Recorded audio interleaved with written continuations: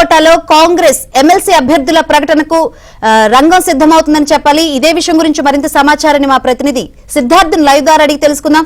సిద్ధార్థ్, ఎవరెవరి పేర్లను పరిశీలిస్తున్నారు, ఏంటి అప్డేట్స్? శంకరి, ఎమ్మెల్యే కోటాలో ఎమ్మెల్సీల భర్తీ కోసం కాంగ్రెస్ పార్టీ కసరత్తు చేస్తూ ఉంది. దీనిపై ఇంతకు ముందే ఎవరిని తీసుకుంటే బాగుంటుంది అనే అంశానికి సంబంధించి పార్టీలో పలు దఫాలుగా చర్చ జరిగింది. ఇక నిన్న ఏఐసిసికి సంబంధించినటువంటి పెద్దలతో కాంగ్రెస్ తెలంగాణకి సంబంధించినటువంటి నాయకులు, ముఖ్యంగా డిప్యూటీ సీఎంగా ఉన్నటువంటి బట్టి విక్రమార్క, ఇంకా కొంతమంది మంత్రులు అధిష్టానాన్ని కలిశారు. ఈ అంశానికి సంబంధించిన చర్చ జరిగింది. ఎవరికి ఇస్తే బాగుంటుంది అనే అంశానికి సంబంధించి అధిష్టానంతో చర్చలు జరిగాయి. ఇక ఈరోజు రేవంత్ రెడ్డి ఢిల్లీకి వెళ్లారు. ఈరోజు సాయంత్రం ఏఐసిసికి సంబంధించినటువంటి పెద్దల్ని, ముఖ్యంగా కేసీ వేణుగోపాల్ని, మల్లికార్జున ఖర్గేని కలవనున్నారు.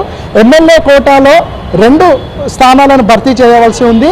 దీనికి ఉప ఎన్నిక కాబట్టి 2 వేరువేరు నోటిఫికేషన్లు ఇచ్చారు. మొదటగా ఈ 2 ఎమ్మెల్సీల స్థానాలకు సంబంధించి ఒకటే నోటిఫికేషన్ వస్తుందని కాంగ్రెస్ కానీ అటు బీఆర్ఎస్ కానీ భావించింది. కానీ ఉప ఎన్నికల నేపథ్యంలో 2 వేరువేరు నోటిఫికేషన్లు వచ్చినటువంటి నేపథ్యంలో 2 స్థానాలు కాంగ్రెస్కే దక్కే అవకాశం ఉంది. దీనికోసం భారీగా ఆశావాహులు ఉన్నారు.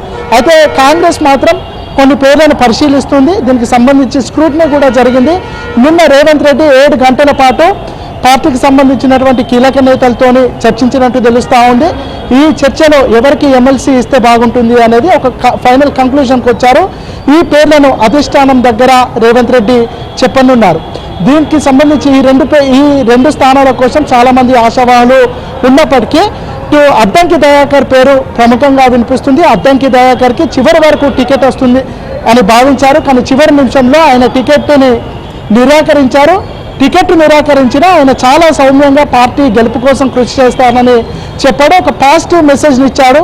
సో ఆయన పట్ల కాంగ్రెస్ మొగ్గు చూపుతుంది. ఆయనకు టికెట్ వచ్చే అవకాశం ఉంది. ఆయనతో పాటు ఇటు ఇరవత్రి అనిల్ కుమార్ పేరు వినిపిస్తుంది. హర్కర వేణుగోపాల్ పేరు కూడా పరిశీలనకు తీసుకుంటున్నారు. ఇప్పుడు వర్కింగ్ ప్రెసిడెంట్గా ఉన్నటువంటి మహేష్ కుమార్ గౌడ్ పేరును కూడా అధిష్టానం పరిశీలిస్తూ ఉంది. ఈ 4 పేర్లలో ఏదో ఒక పేరును ఫైనల్ చేసే అవకాశం ఉంది.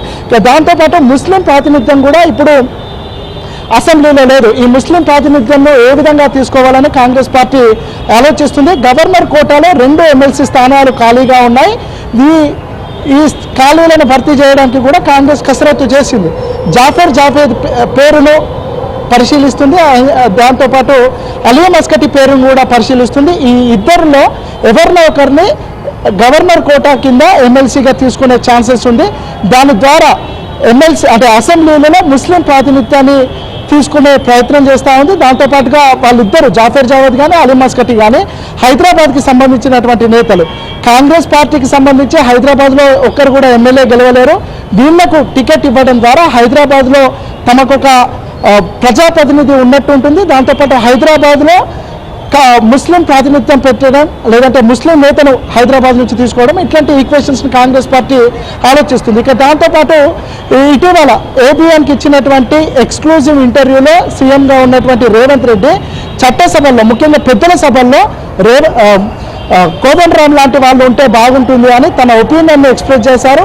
ఎన్నికల కంటే ముందు కూడా ఇటు కోదండరాంకి ఎమ్మెల్సీ ఇస్తామని కూడా ఒక అష్యూరెన్స్ ఇచ్చినటువంటి నేపథ్యంలో ఆయన గవర్నర్ కోటాలో ఆయనకు ఎమ్మెల్సీ ఇచ్చే అవకాశం ఉంది. అయితే పొలిటికల్ ఇన్వాల్వ్మెంట్ కోదండరాంకు ఉన్నప్పటికీ ఆయనను పాలిటీషియన్ లాగా కాకుండా ఆయనను తెలంగాణ కోసం చేసినటువంటి విస్తృత సేవలు, ఆయనను ఒక ప్రొఫెసరు, ఇట్లాంటి ఇమేజ్ ఉన్నటువంటి నేపథ్యంలో ఈ ఇమేజ్తోనే గవర్నర్ కోటాలో ఆయనను యాక్సెప్టెన్స్ చేస్తారని కాంగ్రెస్ పార్టీ భావిస్తూ ఉంది. ఇటు ప్రభుత్వం కూడా భావిస్తూ ఉంది. ఈ నేపథ్యంలో ఎమ్మెల్సీ కోటాలో జావేద్ లేదంటే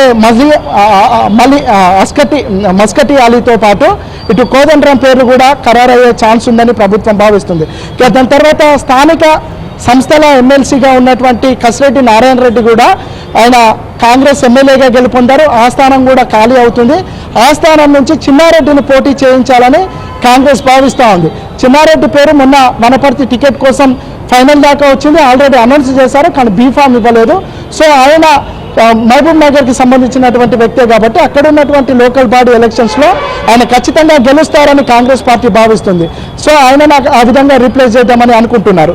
సో ఇట్లా చాలామంది ఆశావాహులు ఉన్నా క్లియర్ కట్గా ఎవరెవరికి ఎక్కడెక్కడ ఇస్తే బాగుంటుంది అని ఇటు అద్దంకి దయాకర్ విషయంలో కానీ లేదంటే మహేష్ కుమార్ గౌడ్ విషయంలో కానీ హర్కర వేణుగోపాల్ ఇరవత్రి అనిల్ ఇవన్నీ ప్రాబబుల్స్లో ఉన్న రేవంత్ రెడ్డి ఒక కంక్లూజన్కి వచ్చారు. ఈ పేర్లను ఈరోజు అధిష్టానంతో చర్చించి ఈ సోషల్ ఈక్వేషన్స్ పాటించే విధంగా అదేవిధంగా కాంగ్రెస్ పార్టీ ఎవరికి టికెట్ ఇస్తే బాగుంటుంది అనే అంశాన్ని అధిష్టానానికి నచ్చజెప్పి ఈ పేర్లను అతి త్వరలోనే అనౌన్స్ చేసే అవకాశం ఉంది. Right, thank you Siddharth.